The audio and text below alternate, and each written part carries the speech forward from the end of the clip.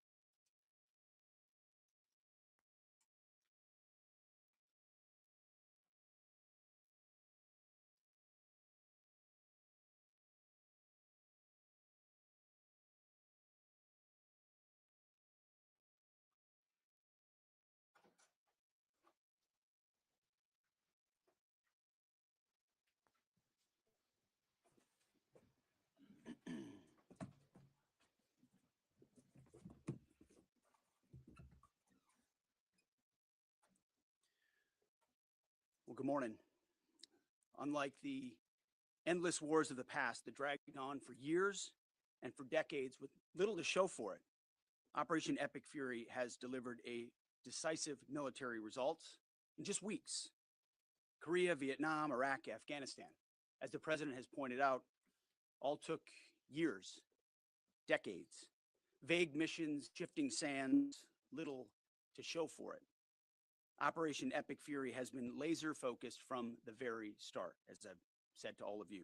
Clear mission objectives, and ultimately Iran will not have a nuclear weapon. It's a bold and dangerous mission, a gift to the world, historic, courtesy of a bold and historic president. That mission continues today in this new phase as Iran has an important choice, a chance to make a deal, a good deal, a wise deal. As part of that effort, the United States has imposed an ironclad blockade that grows more powerful by the day.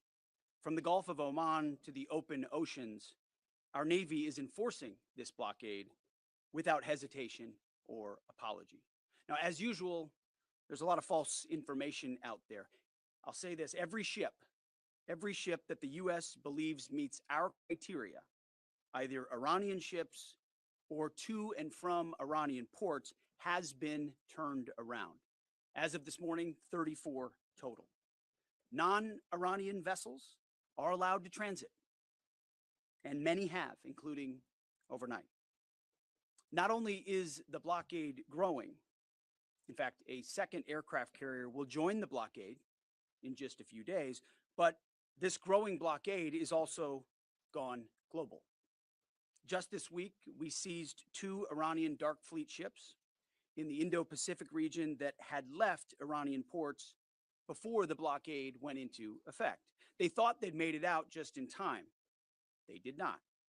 We seized their sanctioned ships, and we will seize more. Our blockade is growing and going global. America's military is unmatched, projecting power, denying passage to adversaries, and protecting our interest at the time and place of our choosing. No one sails from the Strait of Hormuz to anywhere in the world without the permission of the United States Navy. To the regime in Tehran, the blockade is tightening by the hour. We are in control, nothing in, nothing out. Iran's battered military, the IRGC specifically, has been reduced to a gang of pirates with a flag. They cloak their aggression in slogans, but the world now sees them for what they are, criminals on the high seas. They don't control anything. They're acting like pirates, acting like terrorists. They're the ones who lay indiscriminate mines, who shoot at random ships, who killed 45,000 of their own people, innocent protesters in the course of weeks. Their own people. They are the bad actors. The vessels that the Iranians seized in recent days, a couple of them, they're not American ships. They're not Israeli ships. They're just random ships that drove where they drove their little speedboats up to and shot at those ships with AK-47s. Anyone with a speedboat, a gun, and the wrong intentions can do that. They know that we, the United States of America, control the flow of global shipping, and we know that they know. Their real navy is at the bottom of the Arabian Gulf. It's worth saying again, for 47 years, Iran has been at war with America, killing our citizens, our soldiers, and our allies, while previous administrations looked the other way. The real endless war is the war that Iran has waged on us for 47 years. President Trump is the only president with the guts and moral clarity to finally do something about it. I see it every day behind closed doors. President Trump's fortitude is unshakable and his mission is crystal clear. President Trump said it again yesterday. We have all the time in the world, and we're not anxious for a deal. And I hear him say it every day in private as well. Iran knows that they still have an open window to choose wisely, as we said previously, choose wisely at the negotiating table. All they have to do is abandon a nuclear weapon in meaningful and verifiable ways, or instead they can watch their regime's fragile economic state collapse under the unrelenting pressure of American power. A blockade as long as it takes, whatever President Trump decides. Because the bottom line remains the bottom line. Iran will never get a nuclear bomb. The choice is theirs, but with this blockade, the clock is not on their side. Moreover, President Trump has authorized the United States Navy to destroy any Iranian fast boats that attempt to put mines in the water or disrupt passage through the Strait of Hormuz, to shoot and kill. Our commanders have clear rules of engagement. If Iran is putting mines in the water or otherwise threatening American commercial shipping or American forces, we will shoot to destroy. No hesitation, just like the drug boats in the Caribbean. It's also worth saying, this should not be America's fight alone. We barely use the Strait of Hormuz as a country.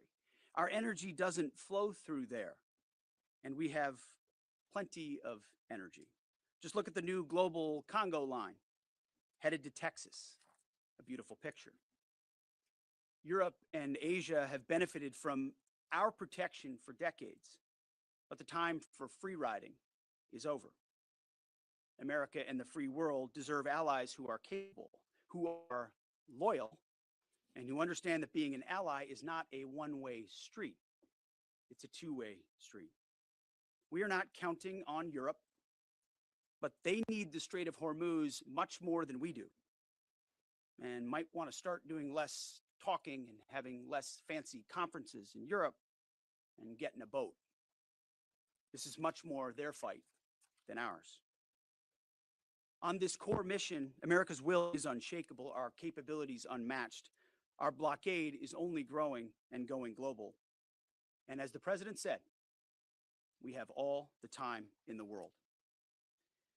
Iran has a historic chance to make a serious deal, and the ball is in their court. Either way, the War Department stands ready for what comes next, locked and loaded. May God continue to bless our warriors each and every day and on each and every mission.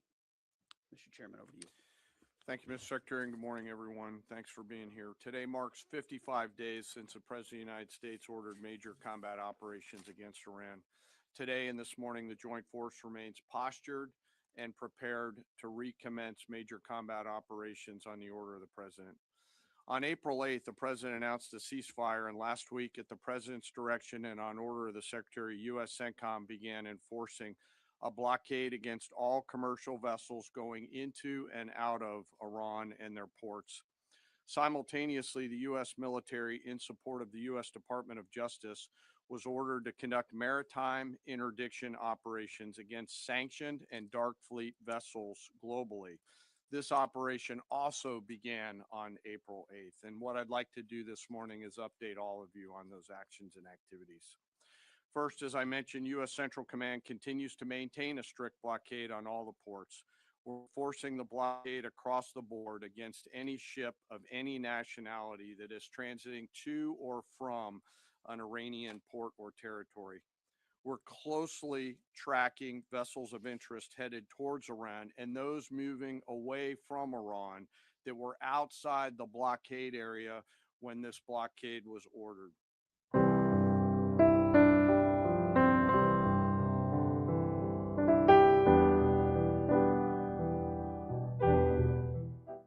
Have met the U.S. blockade and made the wise choice to turn around. One ship did not, and that ship was the motor vessel Tuska. Over several hours this past Sunday, April 19th, the U.S. conducted maritime interdiction operations against the Tuska, whose crew attempted to breach the blockade line. The Tuska is a large container ship, about 965 feet long, or about the same size as a United States Navy aircraft carrier, and over 100 feet wide. The operation began about 4 a.m. Eastern Standard Time when the United States Navy destroyer approached her, and the crew and the vessel ignored warnings. And I've described how the destroyer force is operating in the area prior. Upon intercept and coming within visual range, American forces began to issue several clear and unambiguous warnings and inform the vessel and their crew that they were in a violation of the U.S. blockade and directed the ship to turn around. Over a 6-hour period, the vessel and her crew repeatedly ignored U.S. warnings. And then the U.S. Navy destroyer executed a series of pre-planned, carefully calibrated escalation options, including firing 5 warning shots. The vessel and her crew continued to ignore warnings. And after exhausting all other measures, CENTCOM authorized disabling fire against the Tuska. U.S. sailors warned the crew of the Tuska to abandon the engine room, and at approximately 9 a.m. Eastern Time, the destroyer disabled the Tuska's engine by firing 9 inert rounds from the destroyer's Mark 45 5-inch guns precisely into the engine room and engine space on board the Tuska. Not surprisingly, the vessel then reported issues with their engine, went dead in the water, and began to comply with U.S. directions and orders. At 4 p.m. Eastern Standard Time, CENTCOM ordered United States Marines to seize the ship. Via helicopters, U.S. Marines maneuvered quickly to the disabled ship, boarded her from fast ropes via helicopter infiltration methods, and took custody of the ship. The ship and her crew remain safe in U.S. custody today. Let me now turn to global operations in the Pacific, and I want to highlight that this is a major interagency effort between the United States military, the White House, the Department of Homeland Security, and the Department of Justice. On Monday, April 20th, U.S. Indo-PACOM forces, in support of a Department of Justice request, interdicted the motor tanker Tiffany, which was transporting sanctioned Iranian oil. The Tiffany is a very large crude tanker, VLCC for short, and is also about the size of a U.S. aircraft carrier and capable of transporting approximately 2 million barrels of oil. At approximately 11:30 p.m. Eastern Time, U.S. military forces and law enforcement forces also went to the ship via rotary wing platforms, fast roped onto her deck, and secured her. After the ship was secured, a U.S. Navy control team embarked aboard the Tiffany, and assumed control of the ship at 4 a.m. Eastern Time on April 21st. A Navy control team is comprised of sailors led by a boarding officer that assumes control of a seized ship in order to secure the crew, the cargo, and the vessel. And disposition of that first vessel is still pending. The next interdiction occurred on Wednesday, this past Wednesday, 22 April, when Indo-PACOM conducted yet another interdiction, again at the request of the U.S. Department of Justice. This time, the stateless motor tanker Majestic X, also known as the Ponix, also in the Indian Ocean. This is again a VLCC, or very large crude tanker. At approximately 11 p.m. Eastern Standard Time, U.S. forces began the interdiction, again using rotary wing assets to get to the ship, got on board, and secured the bridge. Both ships, the Tiffany, the Majestic X, and their crews remain in U.S. custody. And we will continue to conduct similar maritime interdiction actions and activities in the Pacific and Indian Oceans against Iranian ships and vessels of the Dark Fleet. The actions by our service members and our law enforcement partners demonstrate the incredible discipline and dedication and professionalism of our joint force and highlight the global reach of American combat power. The joint force remains on ensuring the Iranian regime cannot harm our interests or those of our allies and partners. And I'll highlight that Iran has repeatedly sought to offensively and proactively expand the conflict by aggression against its neighbors and its attacks on global shipping through the strait. To date, Iran has attacked 5 merchant vessels, seized 2 of them that were attempting to transit the strait. And these include ships that Iran itself had cleared to proceed. Now, as I always do, I want to honor members of the Joint Force. Today, I want to highlight and proudly describe the essential role of our intelligence enterprise and the role that they play in conducting our military operations. The totality of their work is the culmination of days, months, and in many cases, years of work by our uniformed and civilian intelligence professionals. We have been able to do the work that we are ordered to do because America's intelligence force, including our core collectors and analysts, have spent decades searching for every loose thread. From the determination of a particular intelligence requirement to that piece of intelligence being collected in the field by a military or interagency case officer, to the rigorous analysis that goes into reporting on that finding, those team members spend their careers answering the incredibly important questions that we must attempt to answer before, during, and after operations. They live in the enemy's mind. Normally located behind the green door or behind the vault door in dark windowless rooms across the world, 24 hours a day, 7 days a week, 365 days a year, are world-class intel members from DIA, our service intelligence components, NSA, NGA, CIA, NRO, and in the case of the operations that I've just described, the Office of Naval Intelligence, all work tirelessly to sift through the mountains of collected information using tools, tactics, techniques, and procedures that I'm not going to discuss today. The sun never sets on these world-class professionals, and their goal is every minute of every day to be on the account. And they know the enemy. They know their combat capability, their weapons, their industrial and economic systems, and they know their leaders' pattern of life, where they go, what they think, and what they do. Thanks to their work, we know Iran, and it is an incredible work that they do. Again, none of our operations that we've conducted during my time in this job could have been done without the service of these intelligence professionals. And the distance from those core collectors and those analysts to those Patriot crews who are defending U.S. forces forward or the fighter pilots is incredibly small.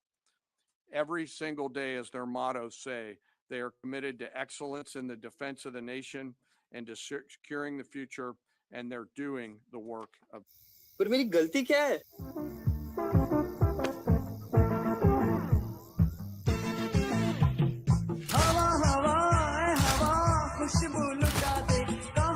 Trip itni lethal feels illegal. A few days ago on April 18th, 1983.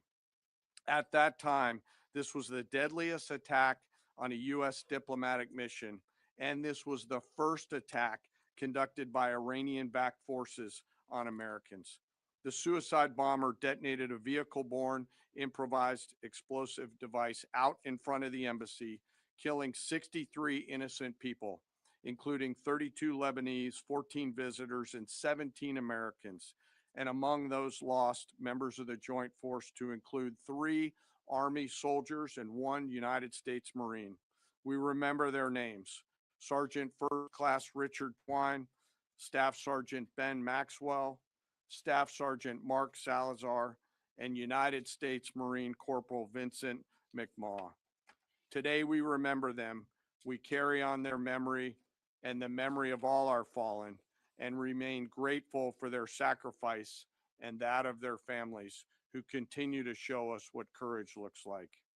As we continue to press forward and maintain these operations, the Secretary, the Joint Chiefs of Staff, and I are deeply humbled by the spirit tenacity and commitment and grit of the 2.8 million members of our joint force. The Secretary and I thank every member of the joint force engaged in this operation, every warrior who remains deployed or who is supporting from here at home. Thank you to, and thank you to your families. Sir, I'll turn it back over to you. Thank you, Mr. Chairman. We'll take a few questions. Thank you. In your estimation, have there been increased or decreased instances of Iranian vessels either approaching or trying to breach the blockade the longer it is in effect? And another question about the mine threat. Has the mine threat been neutralized enough to facilitate freer flow in the straits? Well, to the second question, first of all, we are seeing vessels transit. There are paths that are open. And part of what the president is threatening is ensuring if there's attempts to recklessly and irresponsibly lay more mines, we're going to deal with that.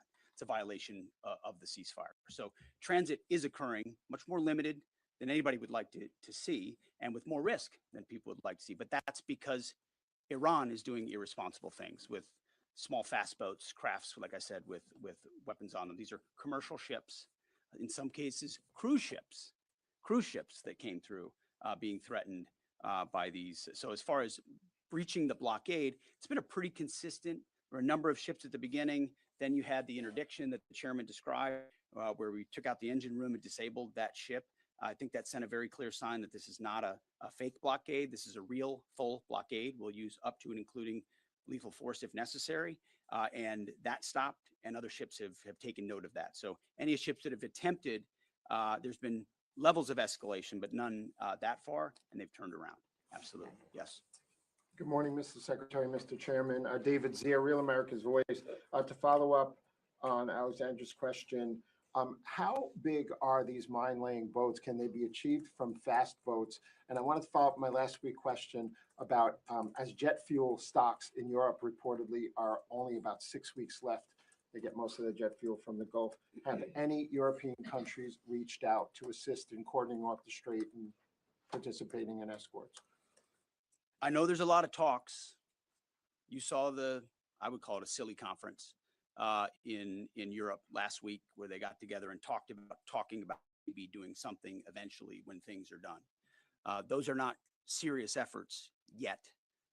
We would welcome that. We would welcome a serious European effort to do something about this strait and this passage, considering it's their energy capabilities that are most at stake. I think it's a wake-up call.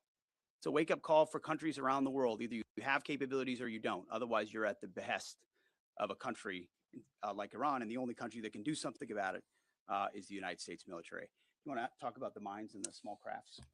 They have a variety of smaller Boston whaler sized boats. We have forces up there deterring and preventing them from continuing to do that, and we'll continue to do so pursuant to the orders of the Secretary and the President. But reckless mining like that is a violation of the unwise ceasefire, to do that, and very unwise to do. Absolutely. Jerry. Thank you.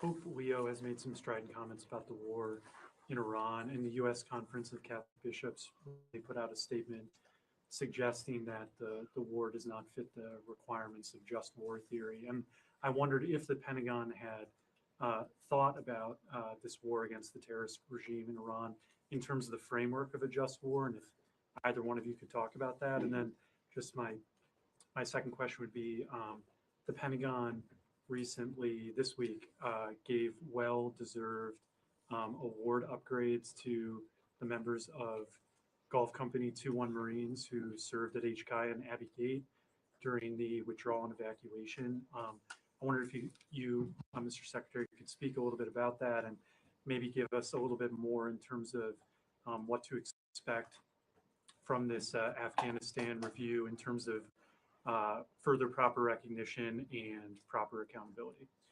On the first question,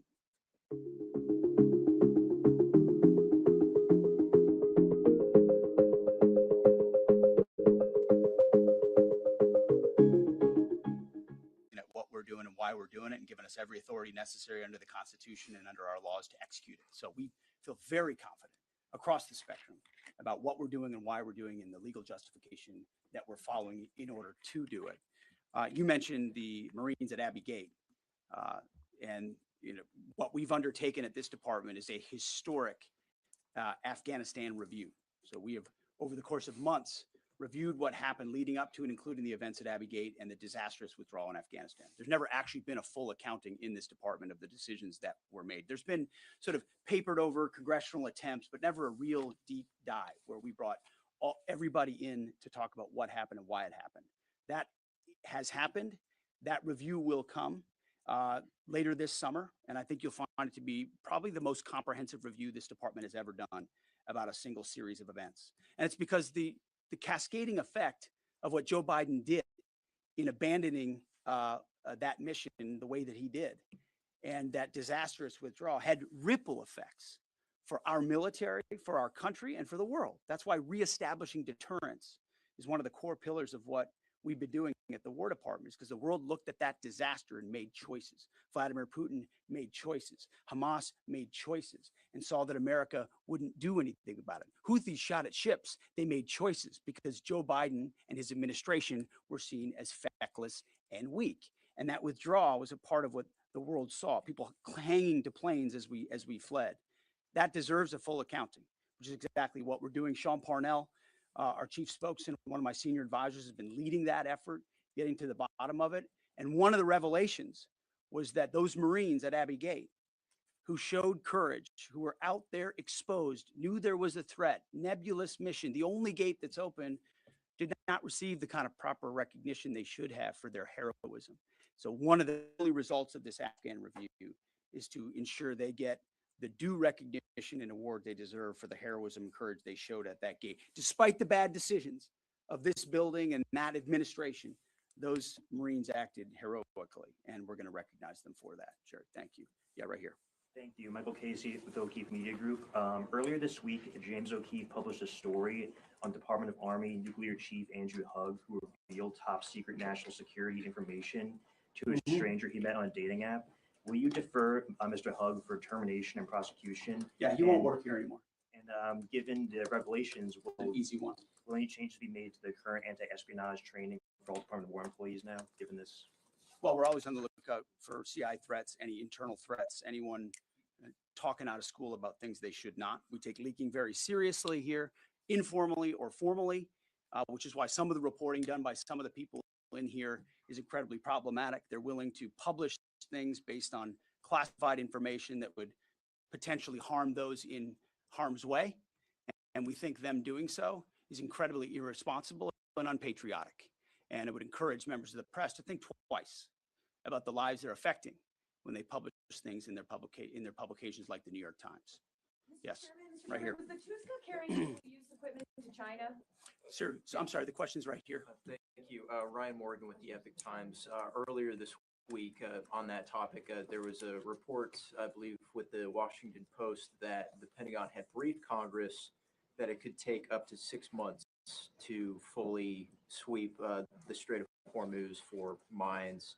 I was wondering if you could comment a little bit more on the specifics of the timeline, the range of time that it could take, and then just a general idea of how many mines have been placed. We would not speculate on a timeline. I saw that report. It was based on, again, another leak from a closed door session, which was supposed to be classified. And apparently, allegedly, that was something that was said about we feel confident in our ability in the correct period of time to clear any mines that we identify, and would encourage other countries to be a part of such an effort as well. But we're tracking that very closely.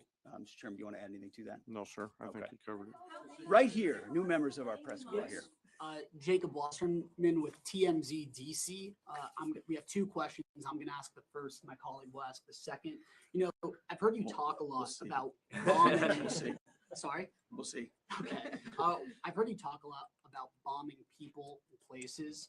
And when you give these orders to carry out this extreme level of violence, what's going through your mind and your body? Do you have like an adrenaline rush? Are you scared? Do you feel like you're on a power trip? Just walk us through and paint us a picture of what it feels like mentally and physically. It's a very TMZ question. My only thought process is to ensure that our warfighters have everything they need to be successful, defeat and destroy the enemy, and they come home. I want them to feel empowered, to have every authority they need within our rules and within our law to bring maximum violence to the enemy. Because war is violent, war requires doing difficult things, but I want our people to feel empowered, so it's our guys that come home and their guys that do not. And Sure, I'll give you one chance. Charlie Cotton from Teams EDC. You changed the Department of Defense to the Department of War. Would you consider changing the name again to the Department of Peace, since that's what we're all after? Well, that's the pursuit. It's a great question, actually.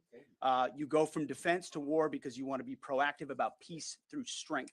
And really, I gave a speech in front of generals about what the ethos of the War Department is all about, because I wanted to go through every echelon of this department. It means something. It's not just words. And when you fight a war the right way, the idea is on the other side, you bring about peace.